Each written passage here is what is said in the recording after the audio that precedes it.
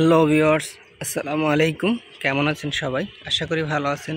আলহামদুলিল্লাহ, আল্লাহর রহমতে আমিও ভালো আছি। চলে আসলাম আরেকটি নতুন ভিডিও নিয়ে। ছাদ বাগানে সকাল সকাল ছাদ বাগানে চলে আসলাম। দেখুন, এইখানে আমি স্ট্রবেরি গাছগুলো সেট আপ করতেছি, কেননা এই স্ট্রবেরি গাছগুলো আমার অনেক পুরনো, প্রায় 3 বছর আগের স্ট্রবেরি গাছ। আমি একটা গাছ এনে লাগিয়েছিলাম, তো একটা গাছ থেকে প্রচুর পরিমাণে গাছ হয়েছে। আরও অনেক গাছ ছিল, কিন্তু আমার চীনা হাঁসগুলো ছাদে রেখে দেওয়ার কারণে গাছগুলো নষ্ট করে ফেলছে।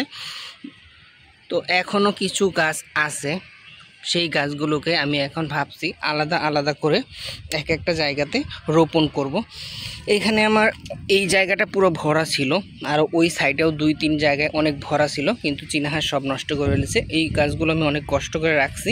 দেখুন, এখান থেকে নতুন নতুন ব্রাঞ্চ বের হচ্ছে। এই যে ছোট ছোট ব্রাঞ্চ বের হয়ে কিন্তু অনেকগুলো চারা আবার হইতেছে।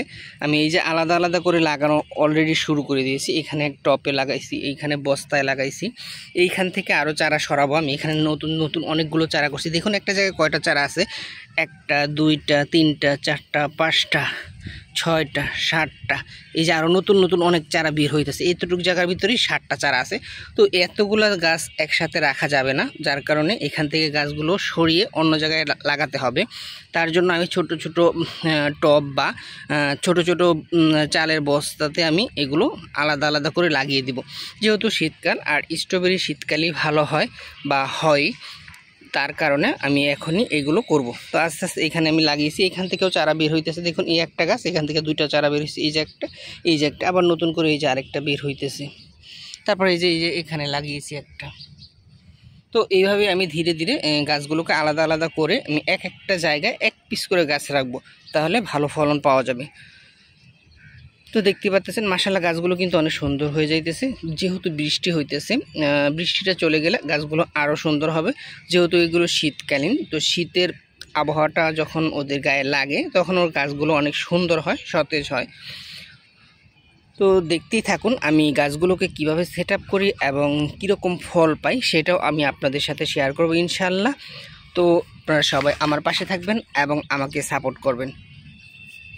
এই সাইডটাতে আমি কিছু পুঁইশাক লাগিয়েছি। এখানে অনেক পুঁইশাক ছিল, সব পুঁইশাক হাঁস খেয়ে ফেলছে। তো আমি হাঁসগুলোকে এখন আটকিয়ে দিই, যার কারণে এখানে কিছু পুঁইশাক এখন আবার নতুন করে ডগা ছাড়ছে।